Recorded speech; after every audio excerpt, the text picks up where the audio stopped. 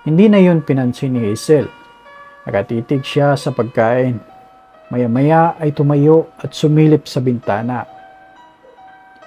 Nang masigurong nakaalis na ang ina, ay saka bumalik sa misa at ngumiti. Tumingin sa harapan niya at nagsalita. Wala na si nanay. Kain ka na. Ay, hindi ka nga pala kumakain. Wait lang. So, ito na pala yun, Mami Gus. May nakikita si Hazel na siya lamang ang tanging nakakakita.